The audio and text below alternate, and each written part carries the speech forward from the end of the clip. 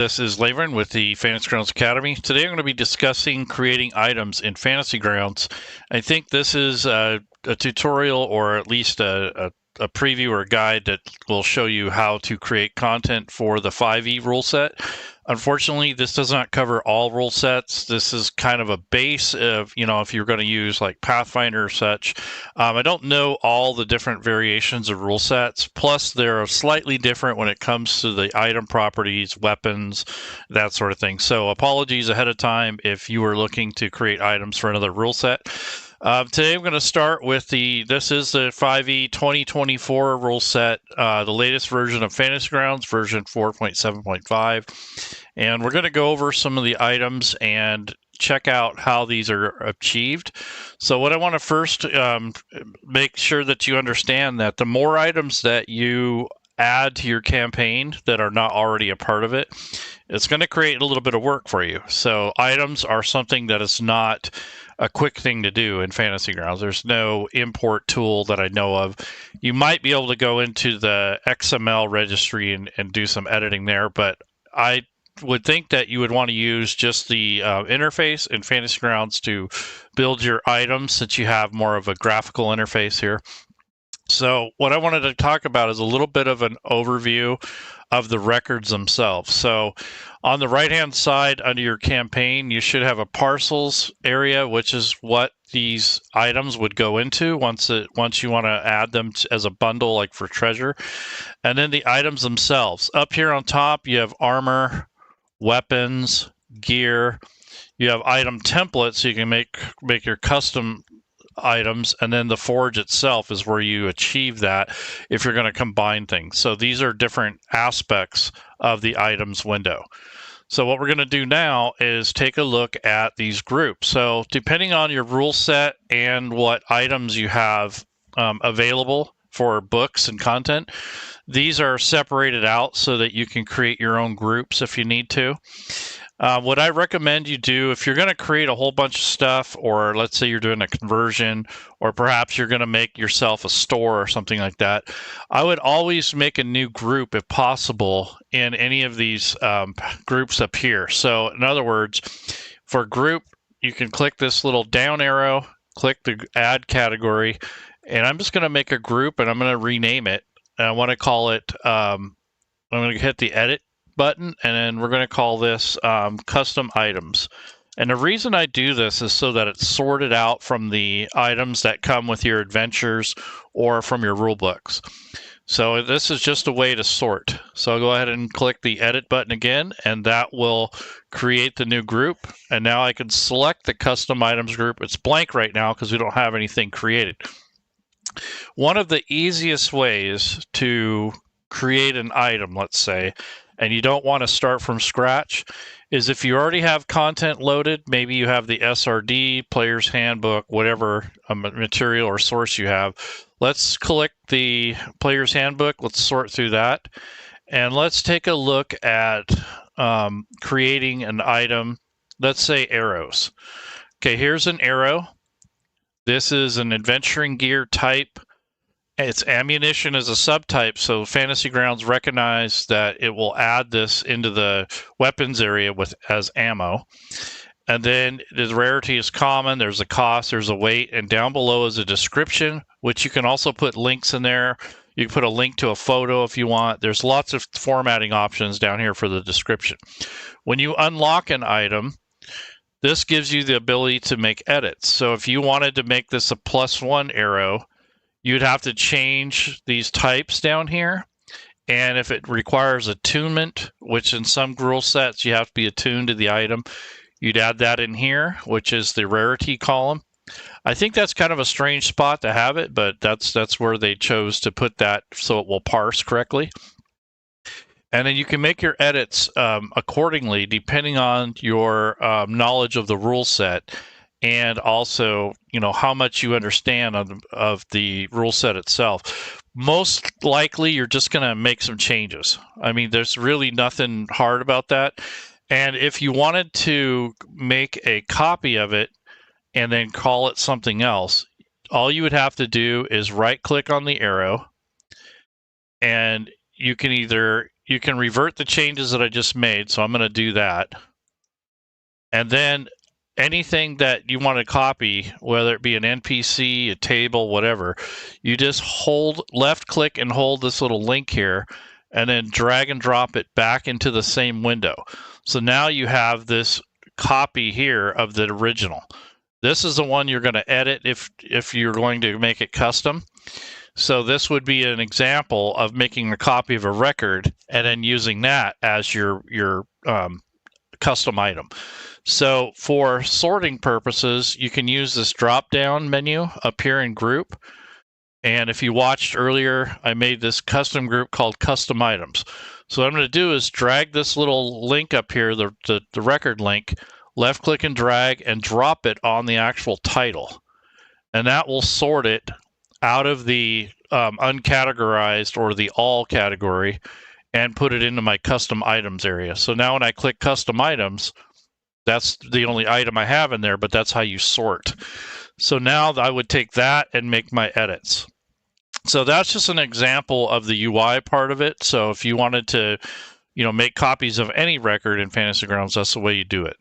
But in this case, it's an item, and then you unlock it. And you can take a look at the properties at this point, and then if you, according to how you change the type, will unlock different fields in the item. So we'll go through that.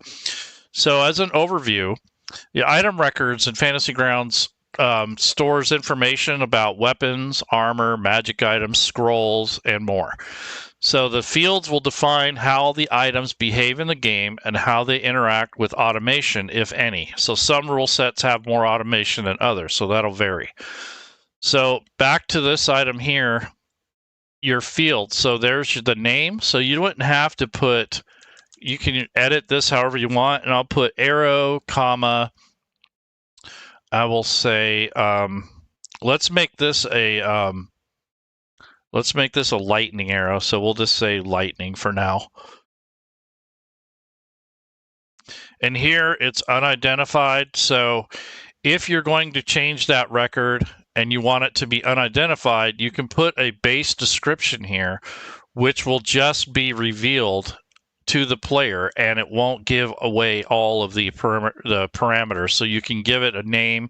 So it doesn't reveal lightning arrow. It can say fancy arrow or something like that. So we can put fancy silver arrow, something like that. So when you go to this identified section, this is what's going to be shown instead of lightning arrow. So until it's identified, you would want to leave that there and call this a fancy silver arrow. So that way, when your players pick it up and put it in their inventory, they don't get all this information right off the bat. They just get some real basics. And that's by this not identified window. So if it's a magic item or a special quest item and they have to go out and research it, that field is going to change that. So the name will display the item name. The ID toggle shows or hides the item details from players. It'll use a generic non-ID name like fine brooch when unidentified. So in this case, I said fancy silver arrow. The notes section is the non-ID notes. So if you wanted to put a basic description for the players when they pick up the item, that's where that would go. So you have a title that's kind of generic, and then you'd have like a generic description that hopefully doesn't give away the nature of the item if you're trying to protect it. The next is type. So this is kind of an important field here.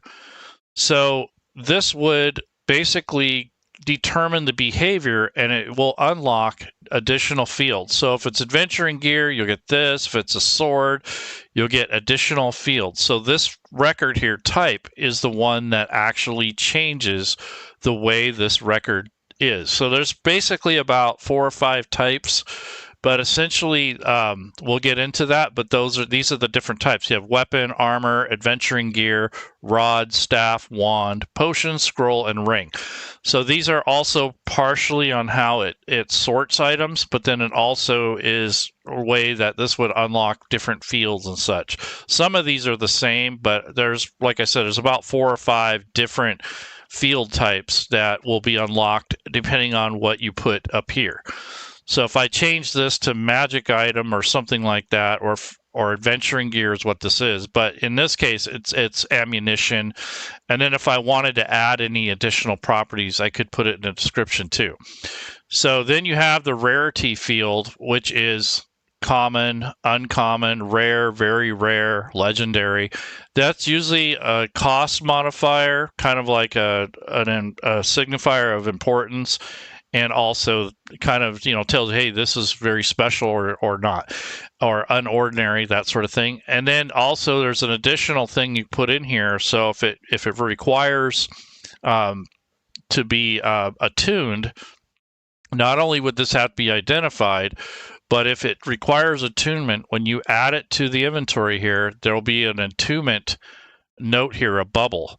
And depending on how you have your rule set up for 5e, it may require you to check the actual bubble before you benefit from some of the bonuses from that item. So just because you pick up an item doesn't mean you automatically get its properties. That has to be attuned, which means you spend the 10 minutes or hour or whatever the rule set says, and then you get the attunement for it. So this helps limit, I think the idea behind this was to help limit how many magic items people were using and carrying around. So there's some settings that goes by, you can have up to 5, or some of them are based off of your proficiency bonus. So if you only have a proficiency bonus of 2, depending on your levels and such, then you get 2 items. So it kind of depends, but those settings are in the options. So if you wanted to limit how many magic items a person can benefit from and use at a time, you can set that up depending accordingly. So it just depends on what you're doing.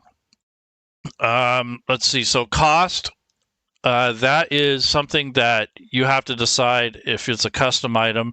If it's an item that already exists, I'd probably leave it the same so that you have a balanced economy.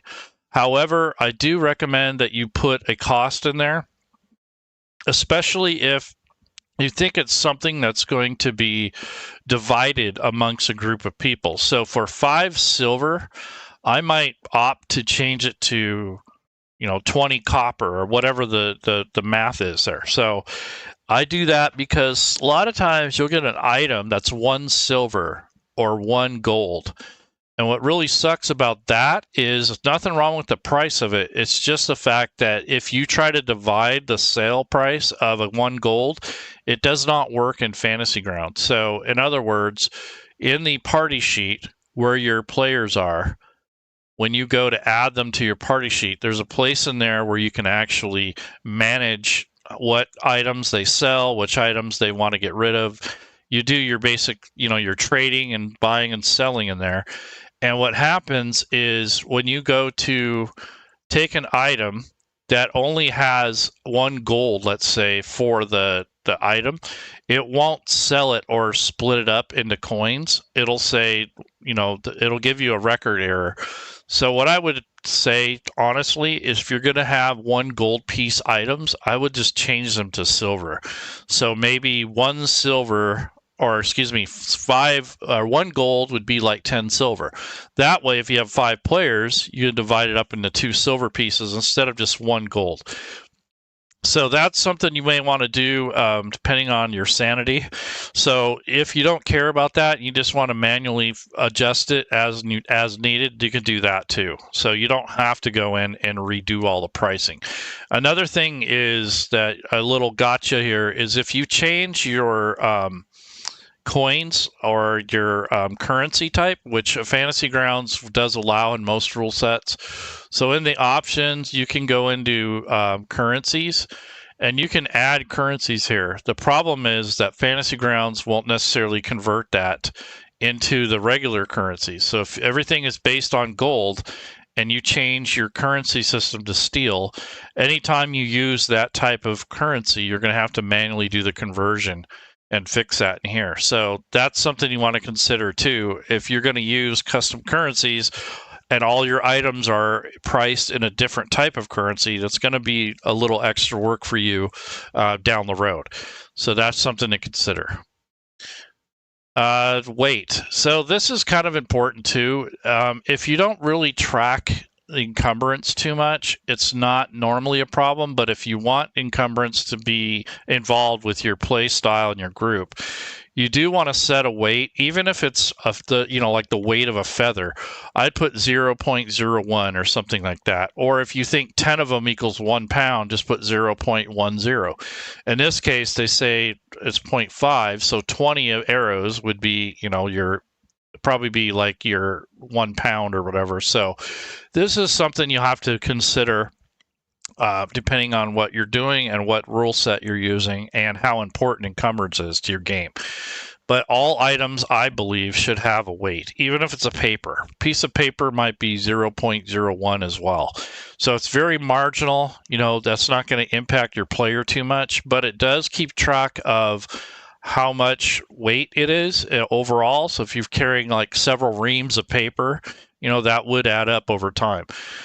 Also, some rule sets support bulk and such, so that may be something that you have to consider. Like for Pathfinder, I think they have like a bulk system. But nonetheless, I think weight's kind of important too, depending on the rule set and how important or how much of a stickler you are for how much stuff your players are carrying. That's also handled a little bit kind of by the rule set itself. So in inventory down here, that has your current weight, your max, and your lift, push, and drag. Now these are just notes. They don't impose any kind of movement restrictions or anything like that. That's up to the players and the GM to simulate that or to follow along with that cue. So it will keep track of gold weight and item weight if there are applicable weights here. So like for instance, I have an item here called Unarmed Strike. That's obviously not going to have a weight. All that is an item that was added conveniently, so that it'll show up as a weapon here, so I don't have to add it as an item or manually add it here. So sometimes I'll add like a punch, a kick, or some kind of like a maneuver, maybe martial arts maneuver, and add it as an actual weapon, so I don't have to come in here and add effects to my sheets. Okay, so item subtype. So going back to the item itself, this subtype changes what the fields are going to offer. So if you change this to weapon instead of adventuring gear, it's going to change the fields below, which are these where you enter the data. So let me try weapon. Now let's see what that does. So weapon should, I think it's because I have ammunition on it. Yeah, so since I took the subtype off, now it's added these entries. So normally for an arrow, it would be adventuring gear, and then for a bow, you would change that to a weapon, and then these are the properties. So if there's a mastery associated to it in this new rule set, you would put that here. So the masteries are kind of new. That's something that most melee or martial characters get. You can add properties in here, like I think you can add like different kinds of properties, and then damage type, and then you have a damage or attack bonus depending on what this is. So these are the different fields that open up. And then if you wanted to go with armor, then you could change this to armor, and that would also change the different types of fields. So for armor, now you're going to get bonus, properties, mastery. You're going to notate if it what the minimum strength is to carry or to wield it or to have it on you, and then if it impacts stealth. So sometimes heavier armor or medium armor will impact stealth, and it will give you an automatic disadvantage roll. So that's what these fields are for. Wand, potion, scroll, and ring. I'm pretty certain those are similar. Let me take a look and see what those do. So staff, we'll try that.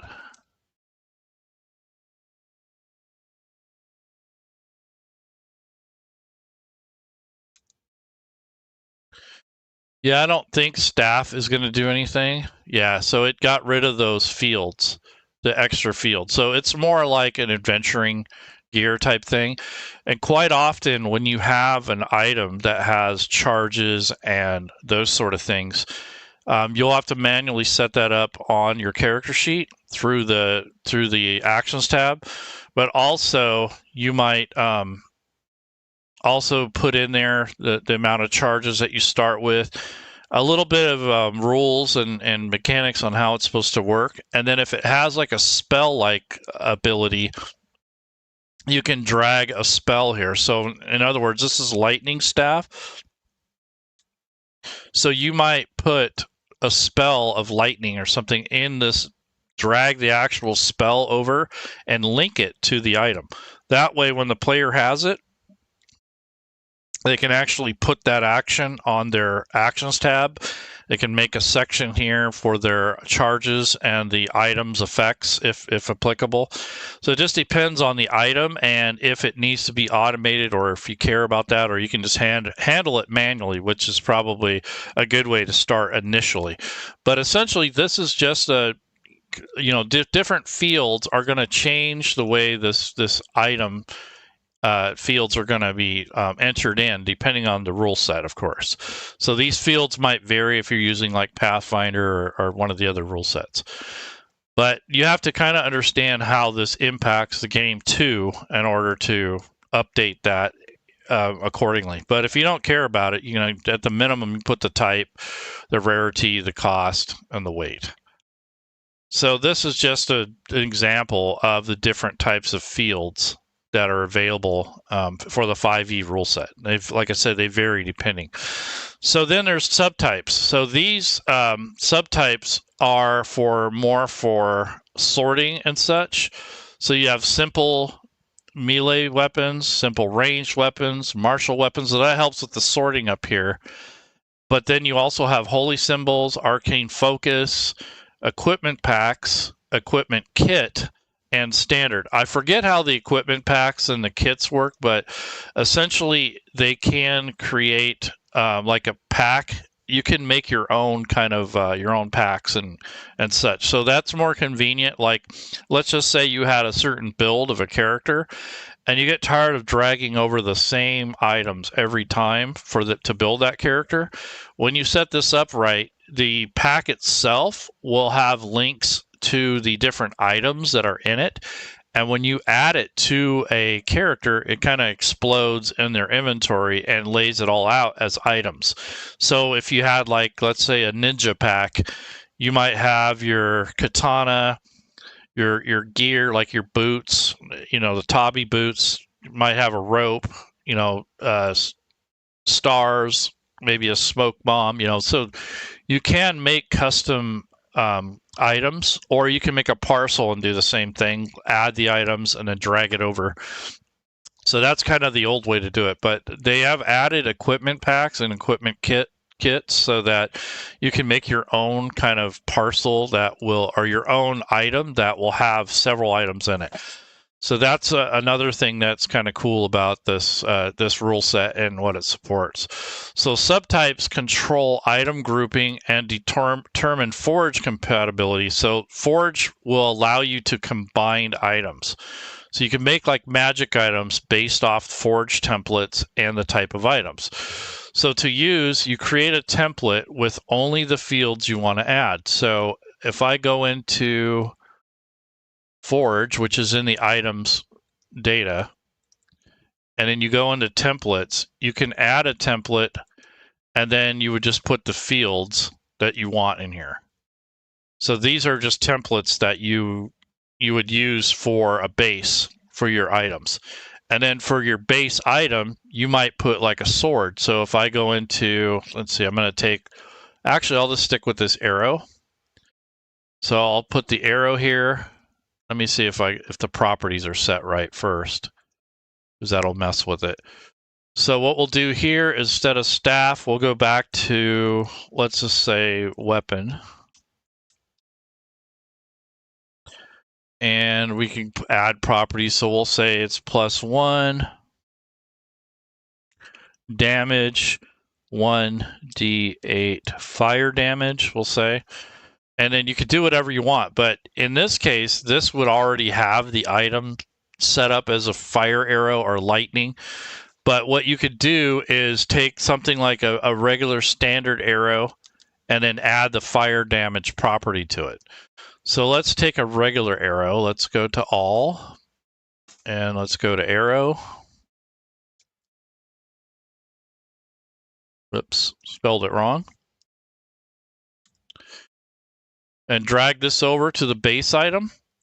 And then if you, I'm going to delete this. If you had item templates, you can create those. So if you click the templates, these are all the ones that come with this rule set. So let's just say ammunition +1. And then you have, I don't know if you can do more than one. So let's try lightning. Javelin of lightning. So you can take the properties of that item and add it to the arrow. So when you click on this create forage items, it gives it the extra properties. And now when the actual item has been created, now it's the arrow of lightning. And if you come here to uncategorize, there's the arrow of lightning. So I'd use the drop-down list, take this custom item and drop it in the custom items group. Now you have the arrow of lightning, and it has these properties that you added to it by combining it with others. So you can unlock this and kind of get a look at some of the properties of it, and you can add a picture to it. You can do whatever you want to it. So it's just kind of up to you what you want to combine this as. But in this case, it's adventuring gear, it's ammunition, so it'll set up properly. And then it added a cost of electrum pieces. Now you can edit those, of course, but this kind of gives you a shortcut on combining items to make your own kind of custom thing. So in this case, this javelin of lightning, I would take that description out and add just arrow of lightning.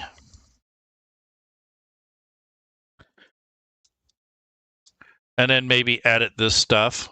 So maybe this is not a weapon. You can edit this however you want, but it gives you the base, and then you just take this and basically change the way you need to do so. So this is kind of a way to use the forge. Now the forge is not something that's included in every rule set. There might be a couple supported rule sets, but essentially that's how you can combine. So you create a template with only the fields you want. You combine the base item with the item templates, or with the templates here, and then you click forge to create a new merged item. So essentially merges. So example, if you take a weapon and you want to make a flame blade, you can add the +1 bonus, 2d6 fire, rarity is rare, and then adds fire damage on hit for description. So you can do that if you need to create custom magic items and such. But just remember, the more of this type of stuff that you add on the fly, the more effort and work you'll have to put in if it's not already part of the rule set. So we can look, let's take a look and see if there is already a sword of fire. So let's type in fire and let's see what we get. So there's firearms, there's a potion of fire breath, ring of fire resistance, staff of fire. So you may want to look at the staff of fire, unlock it, and then change a few things around. So you, instead of calling it staff of fire, you can call it sword of fire, and then just switch the titles around, maybe the cost, maybe this sort of thing. So this says requires attunement, which has to be in there in parentheses. And then you have your bludgeoning damage. So in this case, that's the base damage. So that would be like piercing for if it was an arrow. And then your versatile means it's, you can use it one or two-handed. And then it's also magic. And then it just kind of gets into the, it says you have resistance to fire while you hold the staff. Here are the spells that are linked. So if you get certain items that have functions like spells, these are linked from the spells over here in your campaign section under characters. So this would be linked here, and then this talks about how you recharge it. So this also has an image posted to it. So here's the Staff of Fire. So most of the newer 2025, 2024 rule set has an image with it. So if you want to get fancy, then you have to take all the different images and edit them and put them in. So there's a lot of work involved with creating items. So just, if it's only one, not a big deal, maybe 2 or 3. You get beyond that, though, it really does create a lot of extra work. So if you have like an ongoing campaign and you're going to create items as you go, that may be a little easier. But if you're faced with, let's say, a conversion and you've got like 80 different items, that's going to be a lot of work if they're custom and they don't already exist, or you don't have something similar to it already. That will take some time. And I'm not going to lie to you, it's a lot of extra work. So I think items, NPCs, and maybe one other record type are probably the most time consuming to create from scratch. So if you have to have artwork and tokens and mechanics and everything else in there, it can get pretty complicated. So keep it simple. If you don't want a bunch of extra work, just add a couple items at a time. As needed, because sometimes your players will pick up a magic sword and you want to kind of provide that to them. So I try to keep it simple if you can, if it makes sense narratively. So a custom item example, let's do a poison dagger, for example. So we'll go back to our group and we'll go to custom items.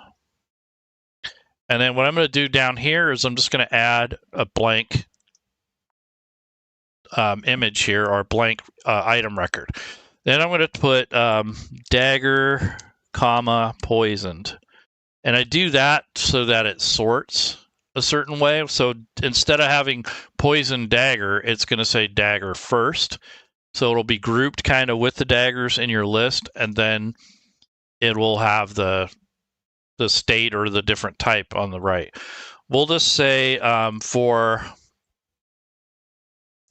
the description, let's just call it, we'll say gunmetal gray dagger. Okay, so this is going to be the unidentified variant for, instead of poison dagger, that's what they're going to see, gunmetal gray dagger. And then for the notes, you can say a wickedly sharp dark metal dagger. We'll say with a faint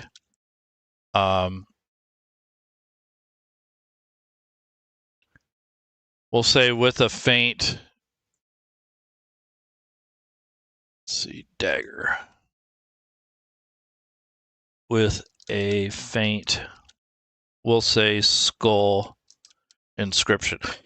I don't know if I would put that in there, but it gives them excuse me,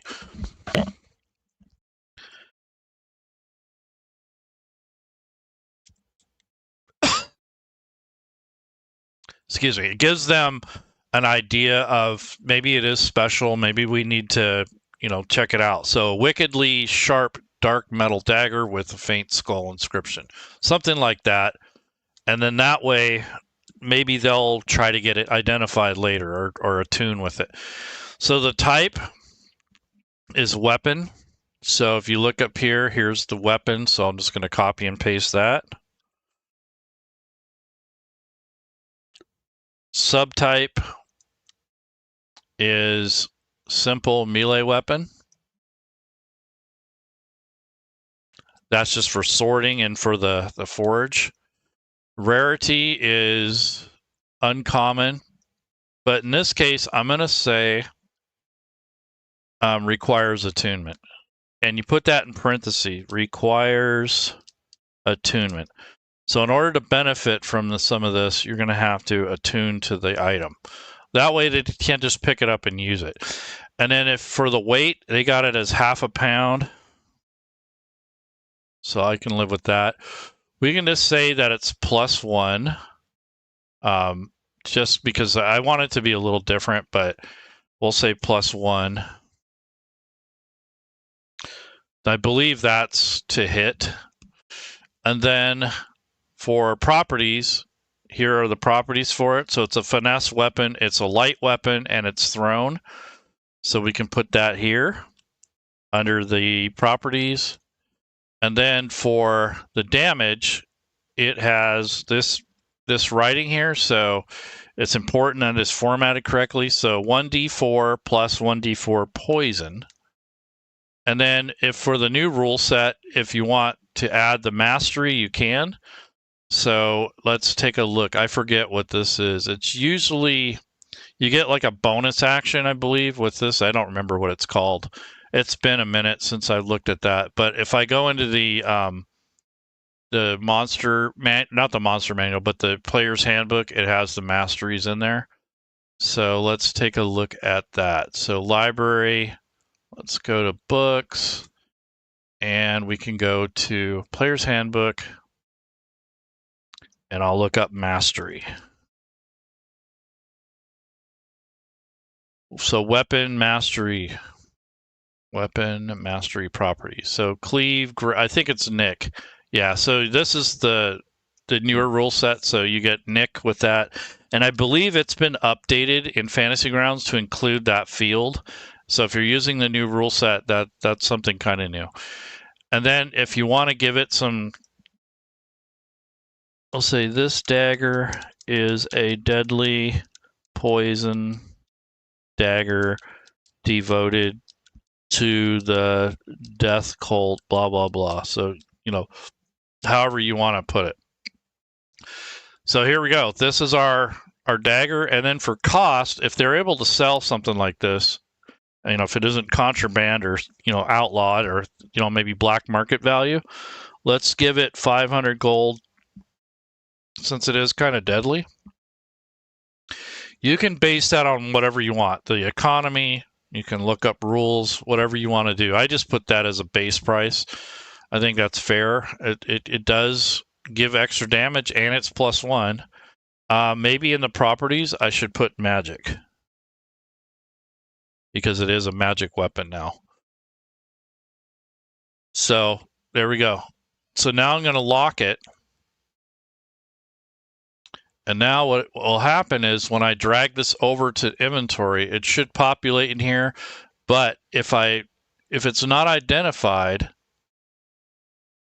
we can change that. So now when I add it to the character sheet, it just says gunmetal dragon or gunmetal gray dagger. And you can see it's italicized. So if the player opens that up and they are not the GM, they won't see all this other stuff generally. So I'm looking at it from the DM side, so I could see all these properties, but basically this is unidentified. They'll only see this gunmetal gray dagger, and they might see the little, this dagger is a deadly poison dagger, so it won't give them everything. So let's say they identify it. So once they've done that, the DM can click on identified. Now it says dagger poisoned, and there's an attunement slot. So we'll have to select that, and that way they can, they can benefit from it. And if you go to the actions tab, it should technically, let me see, did it add it correctly? Maybe because I didn't add it right or the correct way. Oh, it's got to be equipped. So that's the other thing about inventories. You have to have the equipped tab on it. So right now it's just carried, but if I change it to equipped and go to actions, now it's right here. So there's 2 entries, one for stabbing and such and one for throwing. But now it's +5, and it has all the other properties. So if I click on the item properties, here's the different items here. So if you're a master or you have mastery on it, you basically get that too. And then if you click on this description, it brings up the weapon properties of what that infers. So in this case, it's a bonus attack. So not much automation there, but when you click on Nick, it will just give you the description and you say, oh, okay, I get an extra. So if I have Nick, I can make an extra attack of the light property. You can make it part of the action instead of a bonus action. And you can make this extra attack only once per turn. So this is a way to kind of speed up some of that process by adding it in to the properties. But if you have to, you can always make a an item in the Actions tab. But then later on, if you want to sell it or you want to do something with it, it might be more difficult to handle more of that manually. So you have to decide, if you want to do the work up front or in the back end. Generally speaking, like when I was running kind of a homebrew game, it was a lot of work, I have to admit. But what I found is if I got more disciplined and gave out less equipment that requires all this extra attention to detail, it made it a lot simpler. When you hand out a bunch of magic items that are custom and they're not set up yet, it's a little bit of work. So I'm not going to lie. So poison, magic, piercing, magic. Okay, yeah. So this is magical weapon. And you can throw it or stab someone with it.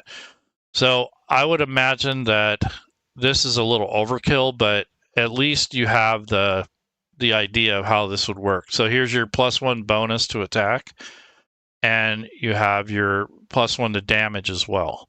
So that's what that bonus field is for. So let's take a look at what else we have here. So that was a custom item. Okay, parcels and treasure. So let's just say that this is part of a treasure that you found. So if the GM has this set up or it's already part of the game system, we can say assassin's treasure. Let's say that this was on an assassin that you had slain or taken care of. So I could take this poison dagger and add it to this list here, and let's say he's carrying, I don't know, maybe 17 silver, 11 copper, and that's about it. Now, for the sake of awarding this to your players, when I drag this parcel into the party sheet, it will put it in there for it'll be basically up for grabs. So if I go to the party sheet, and let's say they found the treasure, and I come over here to this treasure area, and if I drag this onto the party sheet, it'll add it here. So now it's kind of up for grabs, but it's not identified at this point because it's a new item essentially. So if I identify it, then more of the properties. But the players, if you give them access to this party sheet, you can actually click on this and they'll get an idea of what the item is. And maybe, in this case, Dorig wants the item. So I'd put his name there to assign it. Everything else will say we want to sell all this stuff. And this item isn't identified yet, so maybe we don't want to sell this. So we're going to put hold on this one just so it doesn't try to sell it, depending on if it has a cost associated. So now we're going to assign it, and right now it's 50% of its value. Let's say we negotiated, now we're going to get 75% of the item value instead. So maybe we did some role playing, we talked the guy into giving us more coin for our items, and now what we're going to do is click this arrow, and it basically took everything and broke it down and sold it at 75% of its value, and now it's converted it to coins. So the leaf warden, we're going to hold that because we want to make sure that it's identified. So let's say we took it somewhere, got it identified. Let's take a look at this. It's worth quite a bit. So we may not want to sell this, so we'll just leave it like that. And if Dorig has access to this tab, which is set up in your options, he can actually drag this over to his sheet. So he wants the leaf warden. Oops. And that takes it off there. And we'll say that he didn't have, we'll just say you already got the dagger. But what I was talking about in the beginning of this video is if you don't have a value, like this has 500 right now. So if you don't have a straight value and you only have the range, it's not going to sell it. So if I go 500 to 1200 gold, you'll see this a lot in the 5-year rule set. It drives me nuts. So if you have that, and then you try to sell it, it's going to give you an error in the chat area. So let's try to sell this. Unless they've changed something, let's see. Yeah, it's not even going to sell it. Oh, that's because I have it consigned. Let me take his name off there. Okay, so let's try to sell it. Yeah, unable to determine cost or zero cost. So that's what you're going to get if you have no cost in there, or if you only have 1 gold, or if you have a range. So unfortunately, you have to go in and assign it some sort of value, an actual, hard value. So now I'm going to change it to 1 gold just to show you what it does. So 1 gold. Now I'll try to sell it again. Sell total is less than 1 currency unit. So you can't sell that very easily. So what I have to do quite often with items that only have like 1 coin is I'll change that to 10 silver. And then once it's done there, then it can do the math. I think there's extensions that can help with that, but I don't know. They're so prone to breaking that I just rather do it manually and not have to worry about it. But anyway, so let's try it now. Now it's 10 silver, and let's go ahead and sell it, see what happens. Yeah, so I got 7 gold for it, or 7 silver out of 10. So that's close enough to 75. And if the people complain too much, I'll give them 5 copper, manually. So this would be 6,305. 6305. So that's kind of how you have to manage coins, is they don't auto convert. I think there are some extensions out there. I don't know if they still work, but they'll do some of the auto converting for you. But then once you're done, then you hit this refresh, and it refreshes the list here of who's carrying what and any changes that were made up here. So this setting to allow players access to this part of the party sheet is in the options. It's kind of weird. The title is kind of weird, but it says, let's see, party sheet, player, show character details. That's talking about the order. So if you have several PCs on here and you want your players to be able to see this sheet, you can turn that on, and they'll have access to this tab only. If you want them to see inventory details, you turn that on, and then they'll be able to see the inventory tab in which they can interact with it. So if, let's say, this player wanted to sell this leaf warden back, or he wanted to just transfer it back over to give it to another player, I'll just unequip it just for the sake of, let's see, I want that equip.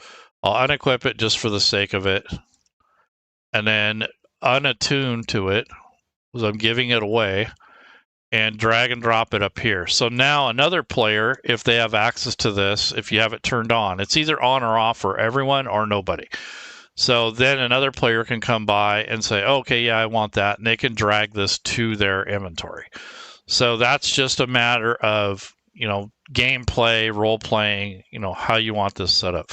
But basically, this is how the inventory is managed. It's better through the party sheet, and it actually creates a record, and you can do a lot of buy, sell, and trade through here. One other thing I wanted to mention with the parcels is you can sort of simulate a store. There are extensions for these out there. They break once in a while, but nonetheless, if you want a store option, you can make your own. And basically, you just make a parcel. And then from there, you can take the item parcels and decide if you want it to, like the Assassin's Treasure. If this item here is worth 500 gold, and that's what it's going to sell for, you can put a negative value in here in this cell, and I'm going to delete these because this is no longer a treasure. We're going to say this is a black market item, or black market dagger. So what happens is you can link these items to either an image or a list and share that with your players, and they can grab this whole thing, not the item itself, but the actual parcel, and they can drag it to their character sheet if they have access to this. And what it'll do, it'll cancel out our negative value on your gold. So if I do it now with only 7, it's going to have negative gold. So there's nothing you can do about that other than manage it. And what I do is if players go over a little bit, I say they owe the store a favor, or maybe they work something out in trade. So that might keep their balance. But if they walk around with a negative balance long enough and they're in the vicinity or the city, they may be hauled in for a crime, or maybe they have a debt. And then they'll call, maybe the storekeeper hires some goons to get their money. So that's kind of how I handle that, if narratively, without saying, no, you can't go negative. What I'll just say is, okay, you're negative, whatever, you owe the store a quest or something like that. I might allow that, like the first time, but once it goes over like 100 gold, then I start making life hard on them. But so if I drag this over and this becomes part of their inventory, it's going to minus out that amount of gold. It doesn't have to be gold. It can be any of these currencies. But let's take the dagger's no longer on his inventory, but now let's say he bought it. He purchased it with his gold. So we drag the record on here and see now it's negative 493. And he now has the item. Yeah, it's identified. He has to attune to it to benefit from it. But basically, this sets up a way that you can kind of track store transactions. But, if they don't have enough gold to cover it, you can just simply say, no, you can't buy it, or the guy isn't going to sell it to you if you don't give him the full amount. I don't think I would allow this. This is quite a discrepancy. But even if the player drags that over, I can fix it, or I can say, okay, you owe this guy a big favor, or his bodyguard comes out and starts trouble with the party or whatever. So this could be something that you work out in your game. There's no way that you want Fantasy Grounds to manage that. So I would wish that it could block that. It says, okay, this goes over this threshold. You might be able to make a extension or something for that, but nonetheless, that's a way that you can make stores items, but unfortunately, you have to make one for every single store item. So I would take a parcel and just build all the parcels for all the items that you want in your store and price them accordingly, and then place them on an image record, the links. So if you wanted this to be sold at a black market, and let's just say, just for the sake of argument, we go to images, Candy Cottage map. So let's just say that, let's go with something else. Okay, let's just say this is a store menu, or even a bar menu. You can take this stuff and drag the records onto the sheet or whatever the item is. Let's say you have a text that says Black Market Dagger. If you right click on this and you make this link shareable, now this is visible to your players, and when you share this image, they'll see that link, they'll click on it, it'll pop up this item. If they want to buy it, then they drag it to their inventory. So that's kind of the old school way of making a store. The newer way is to use like an extension that kind of manages it a little bit more easily and conveniently, so you don't have to do this for every item. I kind of prefer to do it this way because I know it's not going to break. If I rely on an extension and then 2 months from now it breaks, it's kind of a pain in the butt. But nonetheless, that's kind of how you could do that. So hopefully that helps with items a little bit. I want to go back through this and make sure. So that's distribution.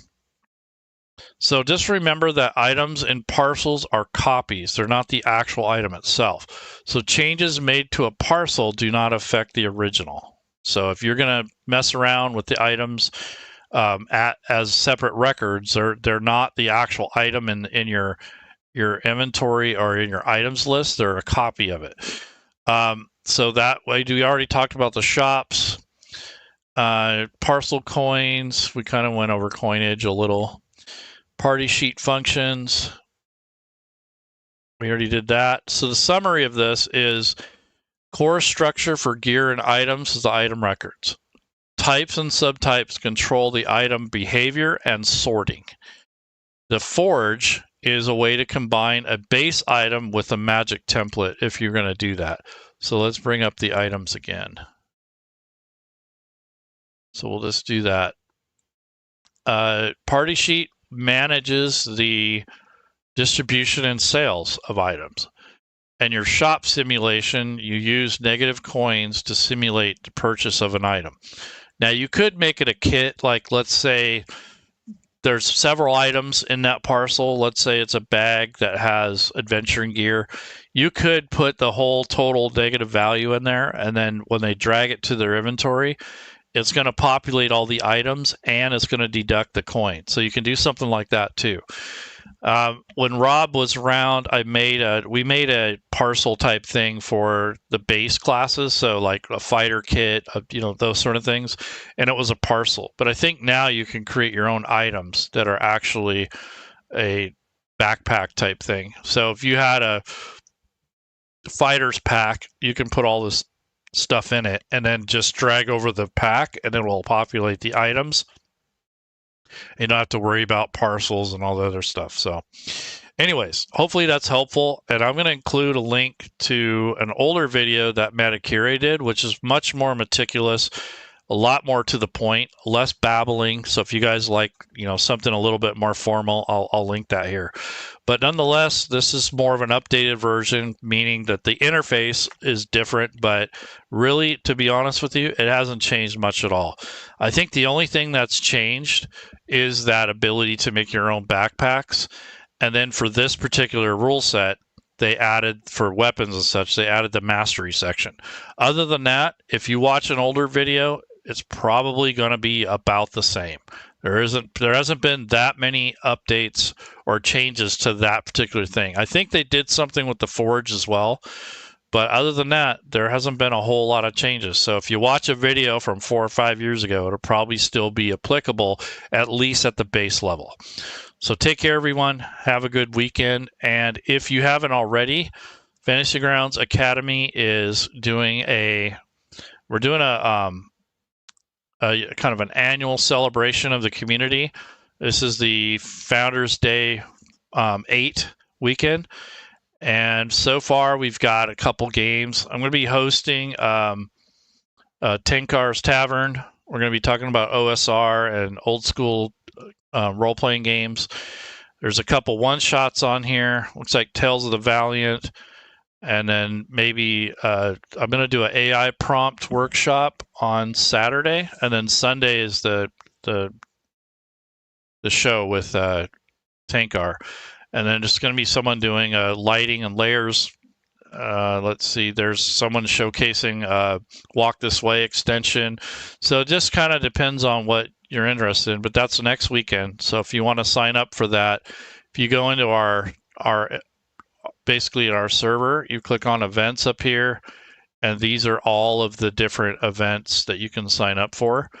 Now, hopefully you'll show up, but when you click on interested, if you don't intend on going, you can click on this button again and it will remove you from the list. This is kind of a misnomer. When it says interested, we're hoping that means you're going to go and not that you're thinking about going. And then if you don't want to go, you can always come back to the event and unclick it.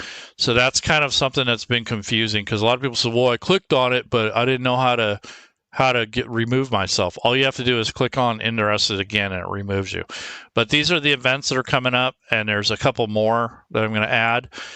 And that'll be next weekend. So Friday, Saturday, Sunday. Like I said, there's a couple one-shots, a couple workshops. Not as big as we've had in previous years, but nonetheless, we're having our 8th annual Founders Day weekend celebration. It happens usually July, the 3rd week of July, or maybe the last full weekend. But that's essentially what's going on at the community. And, like I said, the engagement's been lower, but we still have people coming in and such. And hopefully that'll get better over time. So take care, everyone. And if you're so inclined, subscribe to our channel, donate, whatever you need to do. And if you don't want to do it through there, in our Fantasy Grounds Discord, we have a donation section.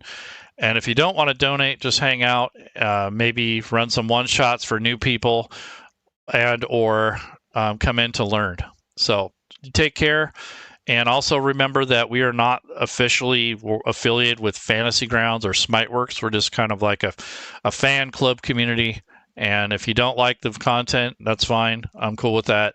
Some people say, "Oh, you ramble too much," or "Your voice sucks," or whatever. That's fine. I'm doing this for free, so I don't get paid for this. So whatever. But